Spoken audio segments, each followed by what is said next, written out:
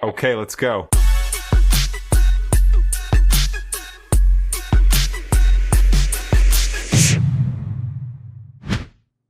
Welcome to this week's brief. I'm Sharon Danley.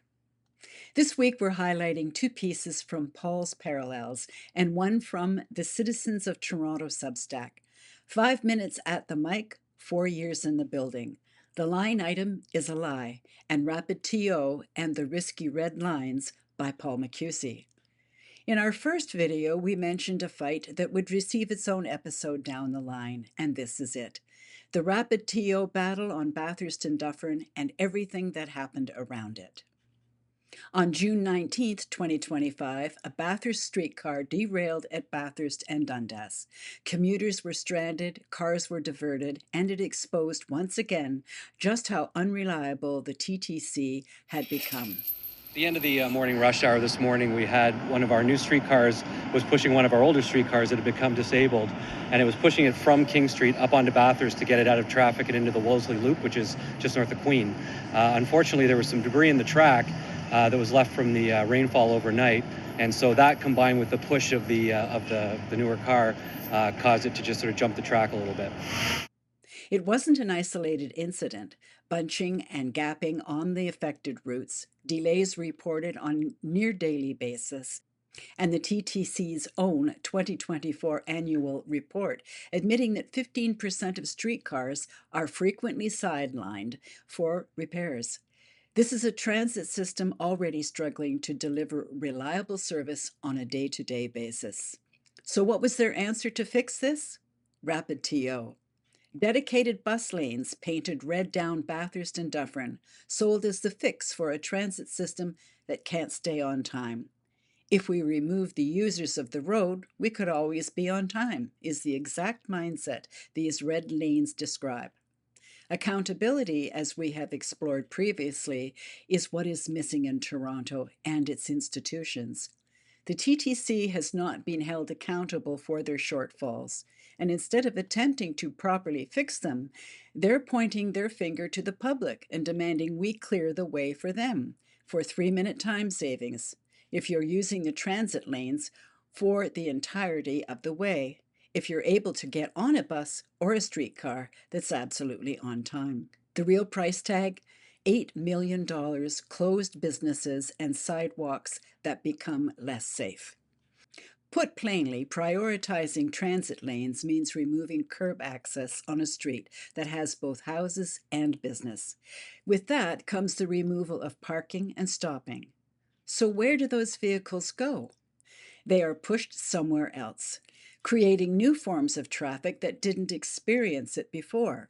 The city's own staff admitted spillover traffic would happen onto narrow side streets like Palmerston, Robinson, Gladstone, and Markham. These are residential streets, already home to schools, ice rinks, and hundreds of kids walking to and from them every day. The public consultation behind a permanent change like this should have been extensive, but it wasn't. 1 month of an online open survey, 2 in-person meetings, 2 virtual sessions, and 72,000 flyers that reached less than a quarter of the households in the wards actually affected. This shouldn't be considered progress. It's a reckless gamble being funded by taxpayer money in the name of FIFA 2026. On July 16, 2025, 6 hours of public deputations played out at Toronto's Executive Committee on the Bathurst and Dufferin transit lanes. Residents, business owners, and advocates lined up at the microphone. 7 days later, Council approved the project. The number attached to it, $8 million. What never made it into that number?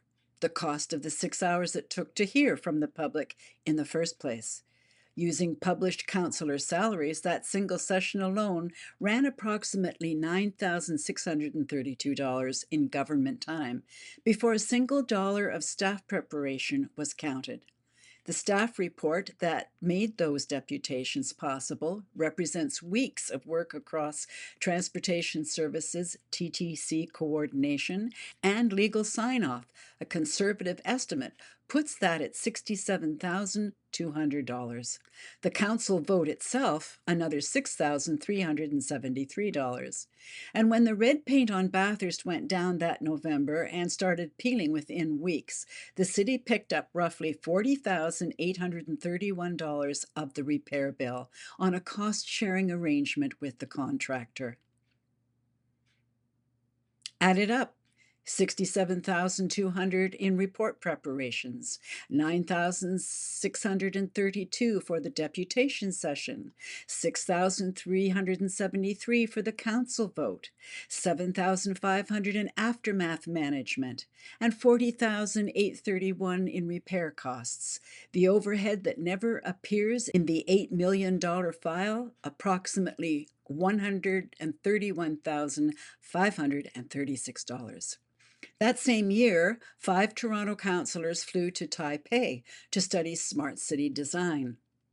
Council's 2025 remuneration report, filed as extension 31.6, it shows a travel ledger that also includes trips to Brazil, Johannesburg, Hanover, and Paris, and a TTC chair who drew an additional $125,000 from the TTC budget on top of his council salary.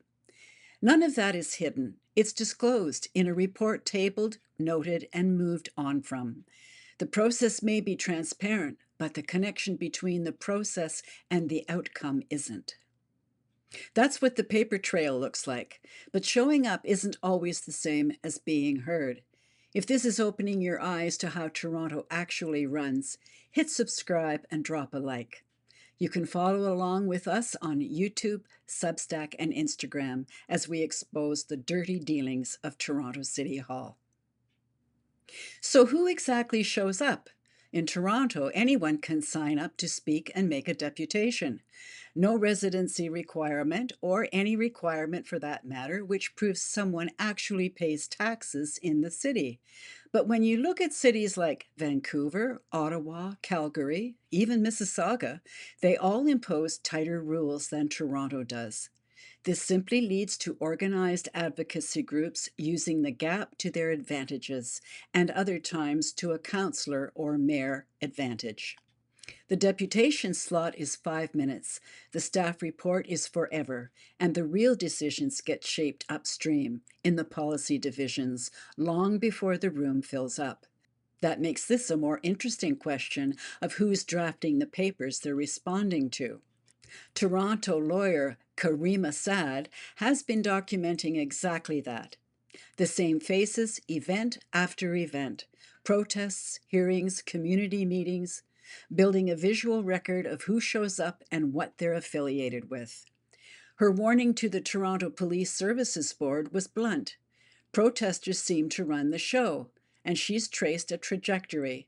Activist networks embedded in positions of trust, moving from street-level organizing into staff-level influence. TPS pours millions into what amounts to babysitting and catering duties. Protesters seem to run the show. Police indulge outbursts, normalizing increasingly antisocial, hateful, and violent behaviors under the guise of activism. This includes assaults, property damage, blocking infrastructure, obstructing and intimidating justice system participants, journalists and citizens, disrupting events of all kinds, and more. The conflict of interest rules that applied inside the building stop applying the moment someone walks out the door. City staff can't lobby council, but an independent advocate can show up to the mic every week and show support for an item they have no business supporting. During the RapidTO fight, Paul Macchiusi's business and many others along the corridor became targets simply for speaking up. Coordinated negative reviews with no actual visits behind them, online and in-person harassment aimed at small business owners who spoke publicly against the project, and many were framed as anti-transit and anti-things that had nothing to do with this. The message being sent wasn't subtle. Stay quiet, or speaking up gets harder. But the veil had already been lifted, and instead of retreating, the community organized.